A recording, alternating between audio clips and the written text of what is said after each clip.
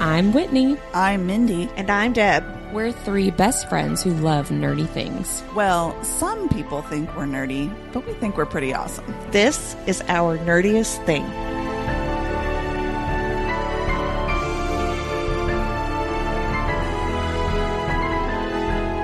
Hello, fellow nerds, and welcome to Our Nerdiest Thing. Today, we are discussing The Fall of the House of Usher, Episode 6, Goldbug, and Poe's short story of the same name. And we are missing our cohort Mindy Moo today. She's going to be out for a couple of weeks because she had some stuff going on with her shoulder. So thoughts and prayers.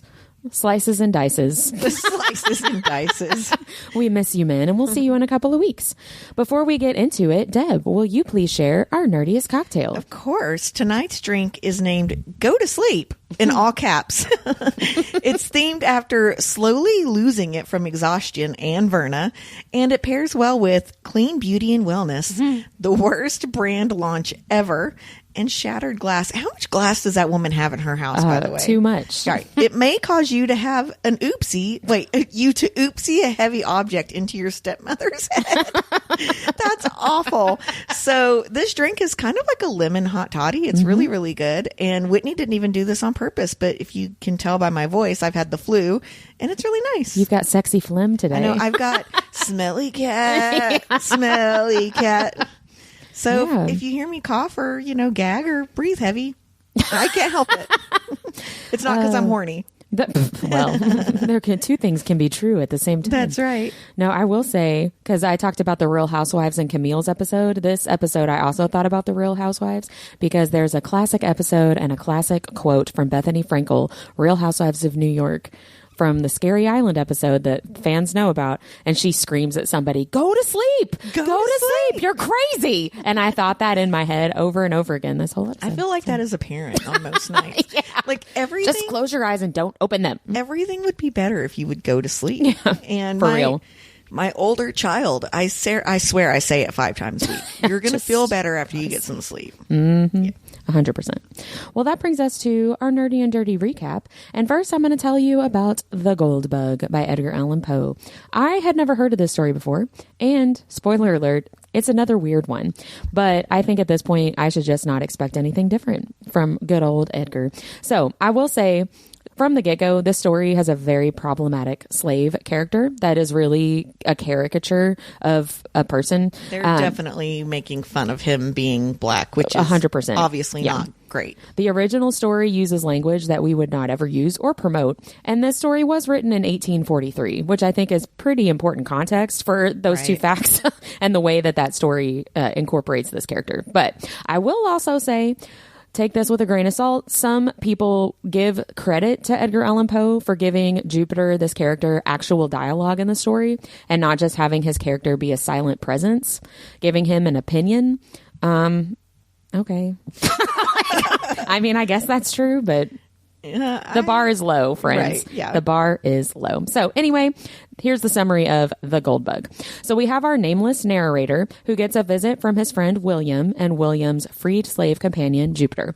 William tells the narrator all about this super cool bug he found that looks like it's made of gold. Of course, he does not have the bug with him, so he draws a sketch of what the bug looks like. But when the narrator looks at the sketch, he does not see a bug, but something that looks a lot like a human skull. The narrator and William argue for a weird little bit about the sketch and what it looks like, and if William is a good artist or not. And then finally, William takes the sketch back to see for himself, falls very quiet, and that's the end of that. Cut to a month later, Jupiter shows up at the narrator's house and asks him to come visit William. Jupiter says William's been acting really weird ever since that day they visited the narrator, and Jupiter thinks it's got everything to do with this weird gold bug. Jupiter is really worried about William, so the narrator agrees to go assess the situation, and when he gets there, he understands what Jupiter means because William is acting really weird and invites the narrator to go with William and Jupiter on some kind of adventure through the woods? ? Of course, the narrator goes, getting more and more concerned about his friend the entire time, and they wander out to this giant tree where William has Jupiter climb up 7 limbs, where Jupiter finds a human skull nailed into the tree. WTF. He makes Jupiter put the gold bug that's tied to a string through one of the skull's eye sockets and lowers the bug down to the ground. And then William makes a big circle around that spot as the bullseye, and they start start digging for treasure. There's a lot of verbal abuse towards Jupiter in this section of the story, and they realize that Jupiter actually put the bug through the wrong eye socket. It was supposed to be the left. He accidentally put it in the right. So they move their target over a little bit, dig some more, where they do find treasure and a couple of human skeletons. So the narrator is super pumped and no longer worried about his friend. And the narrator asks William, how in the world did you figure out that there was treasure out here at all? So then we get a really long and convoluted explanation that is very similar, in my opinion anyway, to Auguste Dupin's explanation in Murders of the Rue Morgue of like how he got to his conclusion. But basically the short version is the sketch back at the beginning of the story was actually a treasure map on an old piece of parchment connected to the bug somehow. And there was secret writing that was only visible when it gets heated up. When William gave his bug sketch to the narrator, they were next to a fireplace, and the drawing of the skull showed up because of the heat from the fire, when William had no idea that that was there at all. So when he sees this hidden drawing appear, his explanation goes into explaining there's a cipher for a riddle. He goes to a cliff, there's pirates, and ultimately leads him to this treasure. So the story ends on a really weird and abrupt note where the narrator's like, hey, what about these human skeletons we found? And William's like, yeah, okay, well, a pirate must have had two people helping him bury the treasure, and then he killed them so that he didn't have to worry about them coming to steal it. Whoopsie. And that's the end. Like, that's how the story ends. And I'm really glad you broke this down, because reading this story is so very weird. hard. Yeah, it was so difficult to get through. It really, really was. So thank you for that, because I didn't catch half of that in the story. And I would say this particular episode, I would say, correlates with the story the least. Oh, 100%. Out of all of the episodes. Yeah, 100%. It has, I mean, there is a scarab, like gold beetle in like one part of the episode. And that's it. And that's pretty much it. Yeah. And I think that was really just supposed to be symbolic of death and decomposition. So, yes. Yeah. I agree. So, there's the Poe story. Here's the episode. This 6th episode of The Fall of the House of Usher. This is Tamerlane's story, and it does very heavily focus on her. We get a little bit of the fallout from Victorine's murder-suicide from the previous episode, and more cleanup by Arthur Pym. He finds Verna's patient file in Victorine's house and investigates the address that she listed on her driver's license, and dun, dun, dun! It's Roderick's house. It's Roderick and Madeline's childhood home.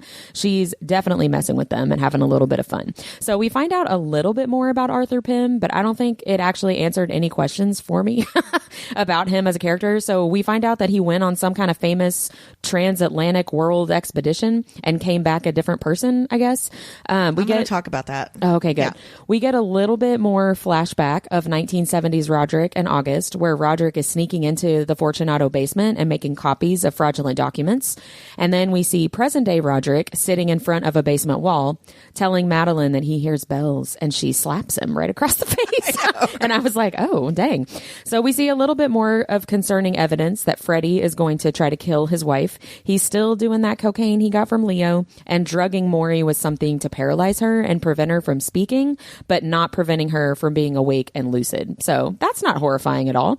Lenore is getting worried about her father and her grandfather, but I don't think she realizes the danger that her mom is in. So that's a concern. Arthur shows Madeline and Roderick a bunch of photos of Verna with rich and powerful people throughout history, and they're flabbergasted. And then at this point, the story is all about Tamerlane. So Bill has left because she pushed him out, pushed him away. She's launching her Goldbug brand, but she is completely exhausted, unable to sleep. She's losing it little by little. She's seeing things that aren't there, having conversations with people who aren't there, falling asleep constantly, missing or forgetting what she has and has not done, like filling up a coffee mug or not. She gets to her brand launch, and what a disaster. To say the least. It's a little bit of a disaster. She keeps seeing Verna in the room and lashing out at Verna, but then Verna's not really there, or at least no one else can see her, so she just looks insane. And it often looks like she's lashing out at Juno, who came to the brand launch to support her. Poor Juno. Eventually, they play what's supposed to be a brand video, but Tamerlane is seeing it as a sex video of Bill and Tamerlane with a sex worker, and that's really when Tamerlane loses it. She smashes the screens, throws the microphone stand at Verna, but it's not Verna, it's Juno. Juno gets hit in the head with it, and I hope she's not dead, but I guess we'll see next episode because we don't hear anything else about that. Madeline also sees Verna once during all of this, but she disappears into literal black smoke when Madeline reaches her and grabs her shoulders. So that's not not weird. Tamerlane goes home and gets haunted, basically, by Verna, who keeps showing up in mirrors around the house. And Tamerlane keeps hearing her voice in her head. Why does she have so many mirrors? Because she's vain, I guess. I don't know. She does have a lifestyle brand. Yeah, that's true. And built. It is kind of trendy to have a bunch of mirrors in your house, I guess. Maybe. I don't know. You're not supposed to have mirrors facing each other. Did you know that? Like in superstition. Oh, for superstition? Yeah, like because it can create a portal.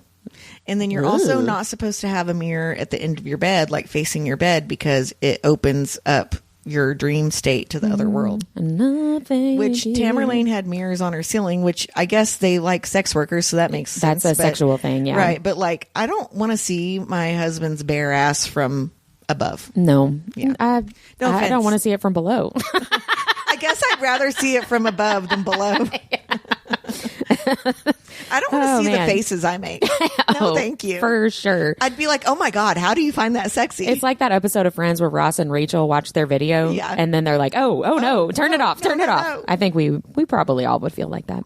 So Verna does not really give Tammy an out like some of the other characters seem to have gotten, but she does tell Tammy to calm down and be still one last time before the inevitable. But alas, no one listens to Verna. Tamerlane smashes every mirror in the house, which is like 500 mirrors, and only one left is the mirror on the ceiling over her bed. And when she jumps up to smash it, she gets impaled by a couple of humongous shards of glass and dies. R.I.P. I hate it when that happens. Yeah, I can't tell you how many times. If I had a nickel. I've never seen a mirror like that in the movie so that doesn't shatter. When are we going to stop putting mirrors on ceilings, people? Yeah, just don't. It's just asking for an accident. Right. Happens to Dean. Like, because an angel was trying to talk to him. Oh, man. Well, that brings us to talking about the details, starting with our favorite moment. Okay, so you brought this up when you were talking, but for me, it seems that Verna holds contracts with every billionaire on the planet. Mm-hmm. So this includes Mark Zuckerberg, Gina Reinhart, Brett Kavanaugh, Rupert Murdoch, the Trump family, and the Vanderbilt family. And I mean, this does explain a lot in real life. Yeah, this is now canon. I mean, we've talked before that she's kind of like the Crowley of the show. She's the crossroads demon. And I love that like all these people that, I mean, unfortunately don't seem like the best people on the planet are their strings are being pulled by the devil or the Grim Reaper or whatever it may be. Yeah. No, I think that's definitely evidence that she is a Crowley character. Right. Like it makes total sense that these people made deals to get what they have. Right. 100%. Exactly. So I thought that was like a funny little tie-in. Mm-hmm. Yeah, I enjoyed that a lot. And I also love how Madeline, especially, and Arthur are still trying to like make it make sense. And Roderick is like, guys, she's like the devil. Like he is willing to accept supernatural explanations, it seems like. Right. Whereas and they're not. Madeline is still like, who'd you fuck? Exactly. What'd you do? Yeah. Like her kids all look exactly like her. Like, no, that's not what this is. Wow. She has like this long line of women. They look exactly the same. It's almost like the same person. Well, I really loved the Tamerlane ghost scene when she shows up. The jump scare of the window exploding was very effective for me. I was like, ah! When we were watching it, when Robbie and I were watching it, the slow panning of the camera from the floor up was great. And I also did take note of what Roderick and August were talking about when she showed up in this episode. And it was when August was saying to Roderick, yeah, I was unemployed in 1982 because of you. And Roderick was basically brushing that off, saying it's water under the bridge. And before he could finish that phrase is when the window explodes and Tamerlane comes in. Right, right. That was a really good jump scare. I thought it was great. And I did a deep dive into all of the different conversation topics that are happening in all of the episodes when the kid ghosts, the children, all show up that Roderick sees. So here we go, guys. Here's, I think this is all of them, but I might have missed one or two. So in episode 1, we actually see Verna, we see the jester, we see the actual raven, all outside the funeral, which in episode 1, that is the funeral for Victorine, Tamerlane, and Frederick, who we have not seen Frederick's episode yet. We see his mom's ghost in the background of Dupin after Roderick is talking about his upbringing. That one I don't think actually counts though, because it wasn't really a jump scare like the kids have been. It was just like a shadowy figure in the back, which I think is an interesting difference. But we do see all 6 kids on the balcony at that second funeral after Roderick sees Verna. So there's no real conversation there. It was just like setting the context of the show. So episode 2 is when these ghost kids really start to show up. So we see Perry in the background of Dupin while Roderick is arguing that it's not his fault if people abuse Ligadone, and he uses Juno as an example of a success story. And August is asking, how much money would make you say we did it? Does that even exist? And Roderick says, what an idiot question. Of course not. But we're not here to talk about that. So they're talking about Ligadone and how it's not really his fault when we first see Perry. And then again, later in that episode, we see Perry behind Dupin again when Roderick is explaining the remember the golden rule joke that is from a comic that's actually outside of Rufus Griswold's office. Right. He's explaining whoever makes the gold makes the rule is what it's supposed to say, but he gets cut off with a Perry jump scare right in his face, which I just think is interesting. It's a Fortunato connection. It's a Rufus Griswold connection, but also this talking about it's not his fault if people abuse Ligadone is kind of a common thread that we're going to see in the rest of these. So episode 3, we see Camille. She shows up first rubbing Roderick's shoulders when he is saying that Arthur Pym is protective of them and obliterated August's case. And then we have a Camille jump scare later when Roderick says, you assume the chemist isn't lying about the addictive properties and the company will act ethically with your pitch. And then after that insists Ligadone isn't his. It's not his drug. Right. He didn't come up with it. Right. So he keeps trying to distance himself. And he's incorrect. So essentially these ghosts are like, dude, fucking wake up. Yes. This is your fault. Yeah, I think you're basically, yes, that's what all of these are. So then episode 4, we see Leo. Leo's body falls in the middle of the floor while Roderick is in an explanation of the idea of displacement or projection, dealing with your feelings essentially, and talking about how like he and his kids don't have healthy ways to do that. He and Leo, he is saying, both shared sublimation that his kids didn't have, a healthy coping mechanism where you choose to redirect your strong emotional feelings into something healthy, like kickboxing is one of his examples. I'm not sure that Leo was using healthy substances for his definitely PTSD. No, definitely not. So that is also when Roderick yells at Leo and August freaks out thinking that Roderick is yelling at him. So I just think that was really interesting. They're having a conversation about dealing with strong emotional feelings, and then in the middle of that, both of them have strong emotional feelings. All of a sudden, Augie's got big dick energy, and he's like, yes. Don't you yell at me! And then, never does that again. It's so weird. Later in that same episode, Roderick sees Perry again while Juno's trying to be sexy and seduce him in her lingerie. He had asked her to cheer him up with a sexy dance, and Perry shows up behind her and then crawls into Roderick's face while he basically is just paralyzed with fear. That's no sexy. I know, right? So that wasn't really a jump scare, and it wasn't really a conversation, but it is, I think, him being manipulative with Juno, right? And disassociating from the problems again. Exactly. Yeah. Cheer me up. No, that's weird. Stop it. Episode 5. Roderick sees Perry, Camille, and Leo at their group funeral. Perry is sitting right in front of him while the priest is speaking, and then all 3 of them are standing in front of their caskets as he and Juno are leaving the funeral. And then he also sees the jester in the balcony again, which is the same spot that he sees Verna in later at the next funeral, which is the one that we saw during episode 1. Roderick sees August's chest start to bleed when August is confessing that he made up the whole informant thing. And right when Roderick says, if it weren't for you, they'd still be alive. And then he sees the heart start to beat like crazy, and August actually turns into Victorine and starts that scream that we talked about. That was a great jump scare, right? And only after that does Roderick tell August the informant lie had nothing to do with his kids' deaths. So he was actually going to stick it to August and be like, well, yeah, that's why all my kids are dead, because you lied. And then Victorine shows up and is like, he's like, sorry. Yeah, exactly. That's not right. That's not true. And then in episode 6, which is this one, Roderick sees all the kids who have died so far in his office when he's opening Madeline's birthday present, while he's still covered with all the blood from Victorine's house, talking through how much money and power he spent to get the eyes of a goddess. And he says, I reached through time and ripped out the eyes of a goddess with my pocketbook and patience. Does that make me a god? And he's talking to all of them. And I'm like, go to sleep. You're crazy.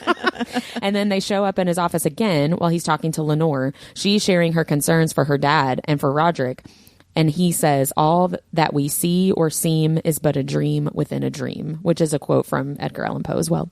And then last but not least, when Tamerlane shows up after the window exploding, it's in the middle of Roderick blowing off August's statements that it was Roderick's fault that August was unemployed in 1982. So, well, did you catch the fact too that he says that, because Augie even says at some point, he's like, you weren't there. How do you know that this stuff is happening? And he's like, they told me. Mm-hmm. And he's pretty much seeing the ghosts nonstop at this point. Like they're always there. They're at least one of them seem to always be around. Right. But we never see them talk, which adds like a whole psychological scare to that. Like what's happening off camera when he's like trying to sleep. Right. And what might be happening just inside his own head that they're not showing us as the viewers. And one other thing I will say about this Tamerlane appearance is that this is the only other time, so far at least, that Roderick has any kind of emotional response besides just like fear. So when Leo shows up, he like completely freaked out and yelled at him. When Tamerlane shows up, he actually cries a little bit and says, "Sweetie, please stop," which is she's one of his originals, right? The originals with Annabelle Lee, right? And so these are the only two times that he's ever shown anything more than just like fear or stoicism, really. So it's just an interesting thing to note. So we'll see how this continues in the next episode with Frederick. I mean, we know Freddy's going to die, so I'll be interested to see how that Roderick goes. I keep wanting to say Frederick. Roderick's, if he's going to cry whenever Freddy goes. Yeah, we'll see. Stay tuned. Speaking of Freddy, he was my least favorite part of this episode. So he has been a creep since the first time he graced the screen, right? He's got this slicked back ponytail. He doesn't follow through on demolishing the buildings with toxic waste in them. Yeah. And we start to see that he's drugging Maury. And I literally want to punch him in the face. Yeah, it's bad. Look, he has a lot of reasons to feel angry. His wife lied about where she was going. It looks from the outside that Maury was fucking Perry, even though she wasn't. Mm-hmm. She did, however, go to an orgy willingly, right? She now needs around-the-clock care, which can be very stressful on the family, but drugging her to keep her submissive? Like, fuck you, dude. Well, and he says explicitly, like, you're still aware, right? Because I really want you to be awake for this. And it's like, oh, God. Right. Like, it's torturing worse. her at this point. Right. It's so much worse than, like, what you imagine it's going to be. At least for me, it was. It's just, being aware and fully cognizant, but not being able to move. Right. That's terrifying. Yeah, that's horrible. And it kind of goes back to the whole, like, almost buried alive thing that scared Edgar Allan Poe, right? Because his whole thing is you can't get out of the coffin, like, you can't move, like, no one can hear you. And so I liked that throwback, too. Oh, yeah, that's true. I didn't even think about it like that. Yeah. You're so smart. Well, it scared me, so I thought about it a lot. I had nightmares. Thank you so much.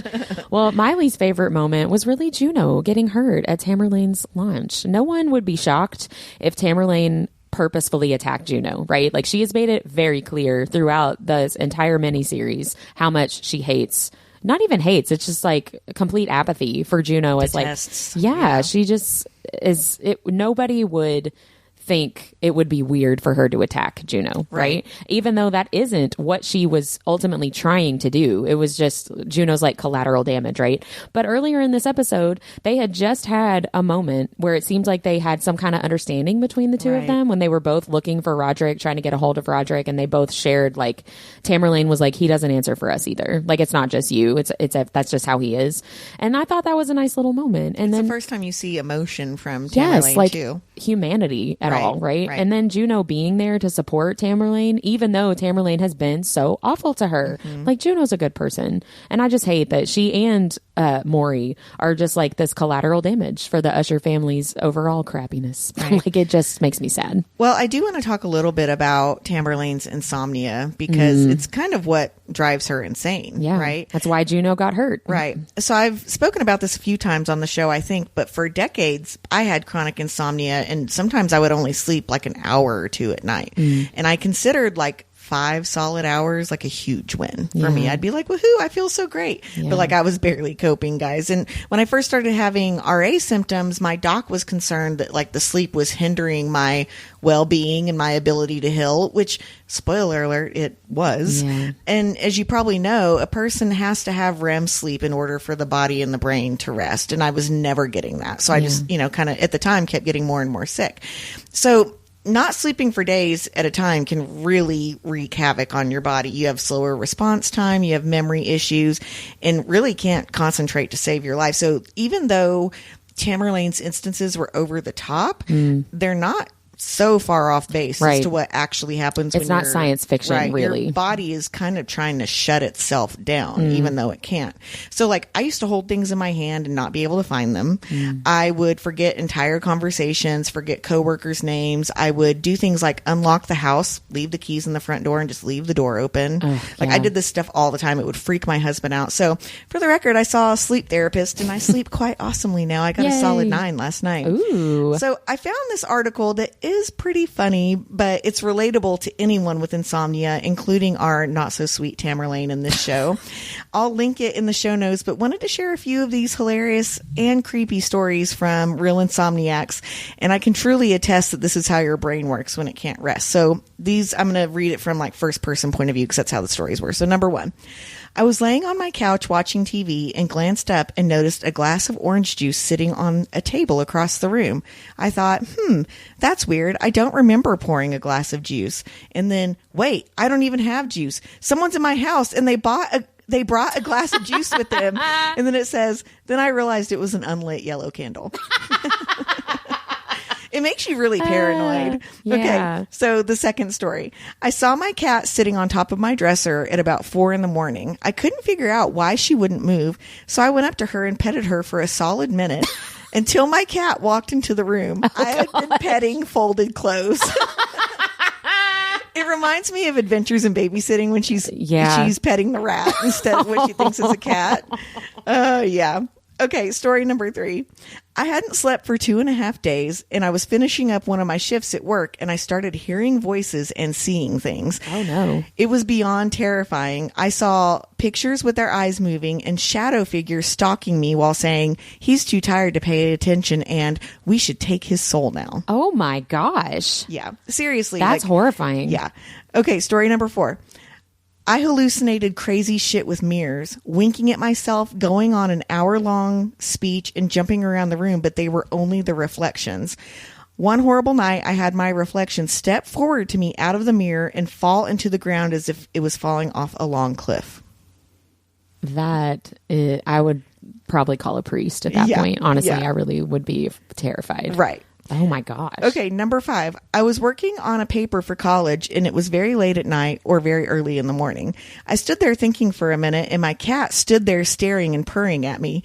Then my cat said, you should really go to sleep. I turned and looked at her and my heart was racing. And I think she was just purring, but I said, yes, kitty, I'll go to sleep now. I mean, you don't want it to get mad at you if you don't talk back. Right. I told you to go to sleep. So the final story is also about a cat. So I'm finding, too, cats are a common thing here.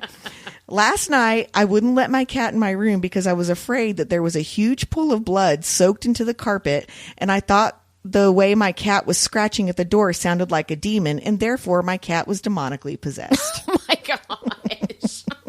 So I will say, if you are an insomniac and you're listening to this and you're going, yep, I can see that happening. Because mine was more memory and concentration issues, not like hallucination issues.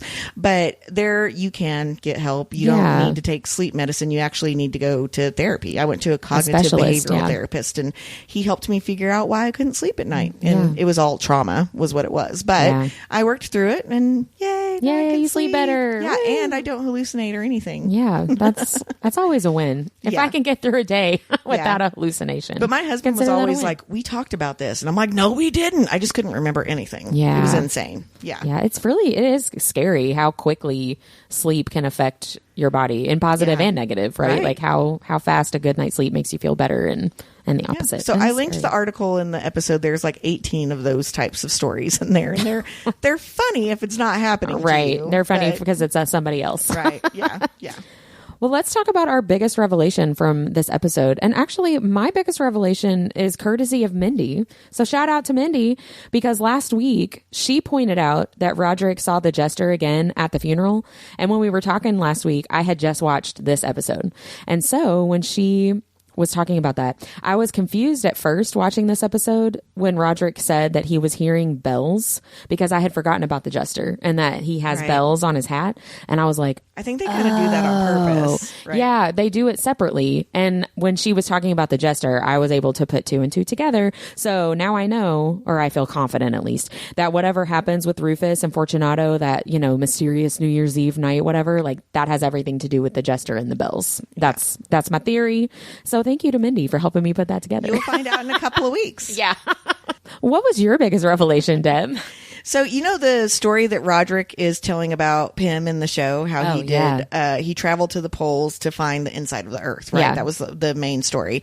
This is actually based off the narrative of Arthur Gordon Pym of Nantucket, which is the only complete novel by Edgar Allan Poe. Oh. So in this book, his best friend is named Augie. It's a story of mutiny and cannibalism on a ship. Oh, my. And the book ends suddenly. And there's a lot of theories that the editors had to put something at the end. So they put like a PS. Oh. And it says, they explain that Pym was killed in an accident and his final 2 or 3 chapters were lost with him. So that's why the book isn't finished. Oh, okay. So Edgar Allan Poe was interested and inspired in the hollow earth theory, which they talk about a little bit in this show. That, yeah. They talk about how he wanted to go in the caves and find the center of the earth. And so there was a theorist in the 19th century that thought you could enter the center of the earth through the north or south pole. So I guess one more reason to just love Edgar Allan Poe is that he was kind of a flat earther. Like this is the equivalent of being a flat earther back in the 19th century. Yeah. So I mean, I guess it's not as bad in the 19th century than it is like now today. Right. We've got the technology, folks. On Wikipedia it was like, here's how you can debunk this. The earth has mass. It's not hollow. But yeah, so if you want to know more about the story of Pym, what it's based off of, the story is called The Narrative of Arthur Gordon Pym of Nantucket. Somehow it didn't ever cross my mind that Arthur Pym's character was based on a Edgar Allan Poe character. I didn't know that. The book is really like 331 pages. Obviously, I didn't read it. That's too many. Plus, I don't think it was very critically acclaimed. I'm sure it wasn't. So apparently his short stories weren't doing super well. So he's like, you know what I need to do? Write a novel. I need to be pretentious for a longer amount of time. Oh, man. Yeah. Oh, Eddie. You silly flatterer. Yeah. You. Well, that brings us to our favorite tie-in to the original story. And as you mentioned earlier, there aren't a ton of tie-ins to the original story. So I really had to think about this one because it does seem at first like it's just a bug. However, I do like that they're taking the idea from the original story of using the bug to find like the windfall of treasure, because that is what Tamerlane is trying to do, right? She's using this brand to try to make her own money from her own business. In an earlier episode, I can't remember which character it was, but one of the kids was talking about not just relying on the Usher family fortune, but making something of your own that belongs to just you. And that's what she's trying to do with Goldbug, except it wasn't really her. It was Bill, right? It was him. And she's essentially selling goop. Right. Someone's already done this. Right. And so she was still trying to get rich off of somebody else, even though she is putting some of the work in, but it still would have been like off of Bill, right? Right. And so in the original story, William is doing the same thing. He did put a lot of work into figuring out the treasure map and where the treasure was and all that, but ultimately he's stealing somebody else's treasure. I never caught the William Bill reference. Yeah. William is the person looking for the treasure. Right. And I think it's interesting in the original Poe story too, that the narrator and William never have a conversation of like, so are you going to give me some of this treasure since I helped you? Or are you going to keep it all? Because this was all definitely you. Like you did all the work to find the treasure. Right. I just told you where it was. Yeah. They don't talk about it at all, but the narrator gets really excited. I just assumed off screen that the narrator killed him. because that's what Poe does in all of his stories. I know, right? Yeah. Well, it is weird to me that they talk about, well, the pirate must have killed the guys that helped him, and that's who these skeletons are. Right. And I thought that one of them was going to kill the other, and that's how the story would end, but it just ends with the conversation. I'm just going to assume that someone died. They both tried to kill each other, maybe. Yeah. So for R.I.P. me, I really enjoyed the use of scythes as a visual and as a metaphor of what's to come in this show. So in the show, we see Roderick all covered in blood. You brought that up earlier. He literally just goes to his office with Victorine's blood all over him and acts like it's a typical day. Yep. And he's just hanging out holding a scythe. And in this story, we see the scythe used to clear greenery as they're kind of like going through the jungle or weeds or whatever they're in. Yeah. And on the boat, the scythes on the boat. So scythes generally represent death, but the meaning here is much deeper, I believe, because the scythe also is symbolic of the passing of time and authority. Yeah. And it's a fitting weapon for Roderick, who is trying to be like the biggest power person, you know, in his entire life of his generation. Right. And so it's interesting that he is so obsessed with that scythe and like all these immortality things like the eyes that he got. So another tidbit I want to point out is that Captain Kidd is actually based off a real pirate.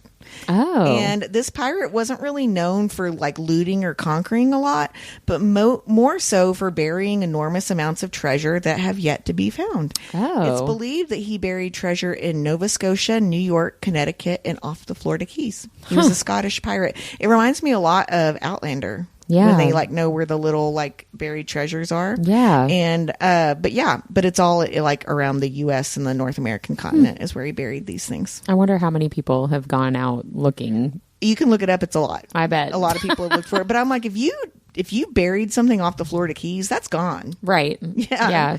Yeah, there's a lot of erosion down there. That's gone. Yeah. There's some shark with like gold teeth hanging out somewhere at the bottom of the ocean. At the bottom of the ocean. Yeah, exactly. Yeah. Did you see the little like fish? What are those fish called? Like the scuttlefish? Yeah, the scuttlefish that's like, I see light. Yeah. And there's all these little drawings going around him, and it's so cute. I've seen a bunch of TikTok videos of people like crying, explaining that whole situation. like women explaining to their husbands, and they just like are sobbing. They're like, it's so beautiful. They made it to the top. And that fish is like, I just want to go back to where the people aren't. Yeah, right. Take me back to the bottom of the ocean, please.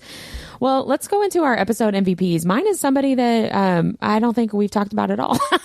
I actually picked Madeline for my episode MVP. Oh, interesting. She is really working for her money in this episode, is what I said in my notes. She's supporting Tamerlane when no one else but Juno does. She's working with Arthur when Roderick seems a little too out of it to do anything. She slaps Roderick across the face, which I really enjoyed, and tells him to basically snap out of it and get it together. And she reveals that every time an usher dies, they lose a spot on the Fortunato board, which is really her underlying motivation to find Verna. Right. And that's a really good point, because if the board has like 51% of people on it that aren't in the family, right, then they can't control the decisions. Right. And they'll probably get rid of Roderick. Honestly is a huge conflict of interest, by the way. Humongous, yes. So yeah, it's not about the family, of course. It's about power. And she is just so cold-blooded. And I really love that this in particular is really why I picked her for my MVP. When Arthur is showing them all the photos of Verna throughout 100 years or so, and Roderick says, I need the room, Madeline says, you may have it. Like she's giving him permission to stay in the room as opposed to him commanding her to leave. Well, I put in my notes, she is the only character that you see like zero growth with. She has not made any strides in being a better person from a teenager. Yep. She's a bitch from day one. Right. I mean, she gets shit done, don't get me wrong, but she is definitely like a sociopath. She has 100%. Like no feelings. Yeah, 100%. But I really loved that because it is putting him in his place a little bit. And it made me think last week when I talked about Roderick maybe having power over her because of her loyalty to him and love for him. And you, Deb, you said that she's got power over him too. And I thought this was a really great representation of that, right? He's trying to command her to leave. And she's like, no, I'm going to give you permission. She's like, motherfucker, I'll leave when I want to. Yes. And I loved that a lot. Well, we've talked a lot about Juno. She was my episode MVP. And she really seems like the only person who's sad about Victorine dying. I know. And she does truly try to connect with Tamerlane and even goes and sits front row at her her brand launch, right? And you talked about this earlier, she connects with Tamerlane because she understands how lonely it is to be connected to the Usher family. And everyone is literally out only for themselves. And she was so excited to have a big family because she wanted like the love and support. That's so and sad. like she actually like brings tears to Tamerlane's eye. Like you see this softer side of her, right? And I think if it had been anyone but Juno, it would have been a moment. But Tamerlane's like, well, he fucking does it to everybody. Right. Tell him I was here. Yeah. Right. But yeah, Juno, she doesn't seem like a horrible person. I know, she really doesn't. She's really, it seems like she's just being taken advantage of over and over again. Collateral damage, for Right. sure. And having to stay in that big ass scary house by yourself all the time. That house is haunted. I'm like, for sure. is there like a carriage house I could sleep in the back? The pool house? The pool please? house, exactly. Yeah. Even the garage. That would be great. Yeah, because that garage is heated. You know Right. it is. Well, Juno was actually my favorite secondary character. And I wrote the exact same thing you just said about the scene with Tamerlane and connecting about how she always wanted a family and that was a motivation to marry Roderick, and that disappointment that she's not getting the family she wanted. I thought that was really powerful too. And during the Goldbug launch scenes, she made me laugh so Me too. hard a couple of different times. When it seems like Tammy is fussing at Juno and Juno's like, I agree. That made me laugh a lot. And then when Tammy is like, look under your chair and you've got your own curated Goldbug box, and Juno says, look, mine's probably filled with poo. That made me laugh I love so that much. she like doesn't use bad words, right? So speaking of, Oh, it was so great. Speaking of that quote, my favorite secondary character are the quotes in this episode. That being one of them, right? That made me laugh out loud. And then Tamerlane keeps calling her bodyguard Costner, which to those of you under 35, this is a joke based off the renowned movie The Bodyguard with Whitney Houston and Kevin Costner. Right. It birthed the song. I Will Always Love You. Sing it. No. It was a cover of Dolly Parton's. That's Dolly Parton's song. Oh, I didn't know that. Yeah, Dolly Parton wrote it. So Madeline also had a really funny quote. She said, I always called missing men temporary insanity. And honestly, up until she said that, because she said she's been married 3 times, I thought she was gay. Oh, I just thought she was like single and celibate. Oh, yeah. I mean, I didn't know. So I missed that completely. And then finally, when Verna tells Tammy that she has time to call Bill and apologize. So she doesn't give her kind of like the out as the other one, but she said, you've got a few minutes if you want to call him. And the reason why is she says, he ate a lot of ass for you. You could at least tell him you're sorry. Yeah, that made me laugh too. He has suffered enough. He has. Yeah. But Verna, she's like, you're a horrible person. I'm going to give you a second because you made him fuck other women in front of you and he didn't like that. He didn't want to do that. Yeah. That was dubious consent on his part. Oh, yeah. Yeah. She made him do things he did not want to do. I know. That's really Yeah. sad. Poor Bill. Justice for Bill. Yeah. So what questions do we still need resolved? So the big one from this episode is, why was Augie unemployed? Thanks to Roderick, right? Yeah. And then we still don't know what illness Freddie had as a child. Oh, They've yeah. referenced it a lot. Oh, yeah. And I forgot about as he that. becomes a bigger part of the story, it keeps coming up like, well, what was that? What is that? Yeah. Right. I had completely forgotten And about was there that. like a drug from Fortunato that Right. helped him? Did he grow out of it? 'Cause, like, to me, it sounds like he has asthma. Maybe. And so, kid, you don't grow out of asthma, but it can get better as you get Sure, older. And yeah. so, like, I kind of wonder if it's that, but I don't remember Maybe. them ever saying what it is. I don't think they do. If they did, I completely missed it. So far, anyway. What about you? What are your questions? Well, kind of some of the same lines of thinking with August and Roderick. So still, what happened that New Year's Eve night? What does it have to do with Bells, Fortunato, and Roderick and August going their separate ways? And Roderick really fully going to the dark side, it seems. Yeah. And then what exactly is Freddie doing to his wife? And why is it going to be worse than what I'm imagining? And then what happens with Annabelle? She's still just this mysterious, Annabelle-y. this figure of the past, right? So what happened to her? How much of that are we going to see? Or is she just going to disappear from the story?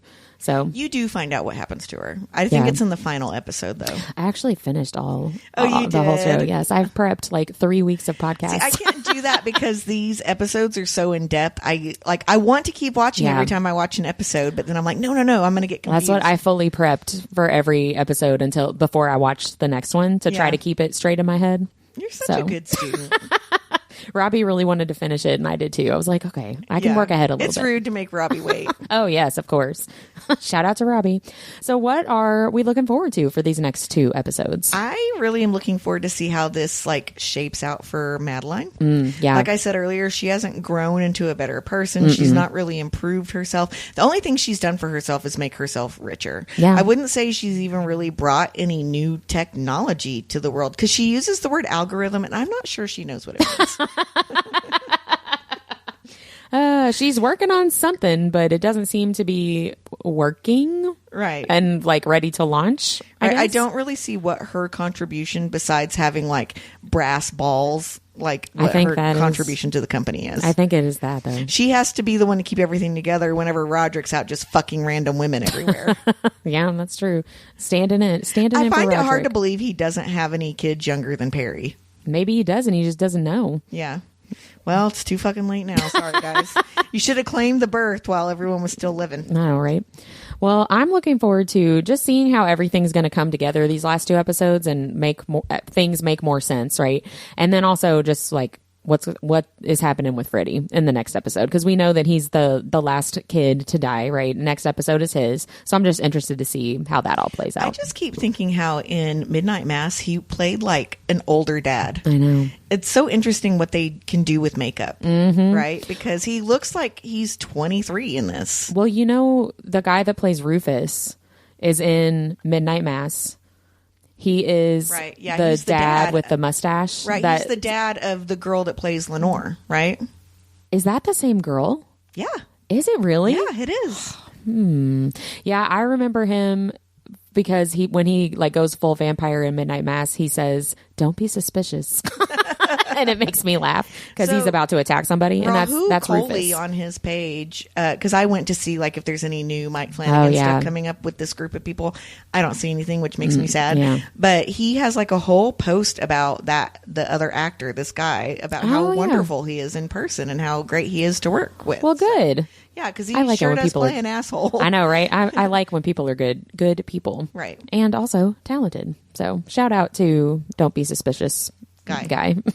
Whatever your name is. Sorry. Is there anything else you wanted to talk about for the episode before we go into our nerdiest thing of the week? No, a lot happened. It did. Yeah. I feel like the next 2 episodes will be like that too. Honestly, Goldbug is my least favorite episode of the series. But when I dug into it, I definitely liked it a little bit more. I would agree with that. Yeah. On first watch, you're like, okay. Yeah. And then when you think really about it, give a fuck about her. But I'm not sure you're supposed to. Yeah. I mean, I care. I'm invested in Freddie's storyline, but not because of him, because of the people Maury. he's aligned himself with, like his family that he's found for himself. Right. So, well, let's talk about our nerdiest things of the week. What's yours? I'm excited to hear it. Well, Robbie and I had a date night. This is going to sound like so dorky. Was this your Valentine's date? Sort of, but not really. They had a special like marriage, comedy, and trivia night thing at church. I almost spit out my drink. But we were kind of randomly at a table with some people that like Robbie knew, and we ended up getting second place in trivia. Was it Bible trivia? No, only one of the. It was like a regular trivia. Okay. At every round, we did 8 rounds, I think, and every round was a different category. Who beat you? I'll beat them up. I don't even know who they were, but they only beat us by 1. Oh, that sucks. We lost by 1. I was so upset. But the real nerdy thing about, first of all, doing that at all, but the real nerdy thing was that I was one of very few people in the entire room that got one of the TV questions right, because it was about a different world. Yeah. Did you? Okay, nobody knew what that was. Really? And so a ton of people, so the category was TV couples, so they would give they would give you like the characters that were a couple, and you had to say what the TV show was. And it was Dwayne Wayne and Whitley. And I was like, I know exactly what this is. Yeah. Like only 3 or 4 tables in the whole room got that show. And I was like, Those people thought they were like, they're like, we're not racist. We watch Cosby. yeah, gosh, that doesn't count anymore. No, it does not. It does not. But yeah, losing by 1 and being really upset about it is my nerdiest thing. Yeah. Well, we went to go see Moulin Rouge last night. Fun. On Broadway across America. Yeah. And I really like musicals, but I only like musicals on the live stage. I have a lot of trouble. Like, I've never sat down and watched the whole Moulin Rouge movie because I get bored when it's not on stage. Yeah. So watching them on television just like takes me out of the magic because I think I find the stage production to be so captivating, right? Yeah. Anyway, the show was amazing. The costumes, the singing, the kind of hot villain. Yeah. It all worked for me.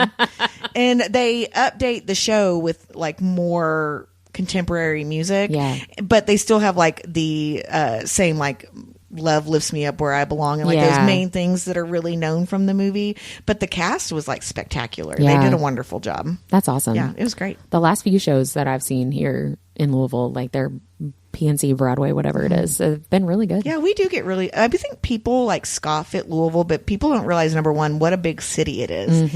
And then number two, we do get a lot of wonderful like concerts and shows and stuff. And if not, you've got Cincinnati, you have Indianapolis. Right. We can drive to Nashville. We can drive to Columbus. Yeah. So, move to Louisville. Come hang out with us. We're cultured and sophisticated. Well, I am. I'm kidding. I'm cultured. I am not sophisticated. Well, that's it for this episode. Next week, we'll be talking about The Fall of the House of Usher, episode 7, The Pit and the Pendulum, and Poe's short story of the same name. Bye. Like what you heard in this episode? Follow Our Nerdiest Thing on Instagram at instagram.com/Our Nerdiest Thing or Facebook at facebook.com/Our Nerdiest Thing. We love hearing from fellow nerds. Email us at ournerdiestthing@gmail.com.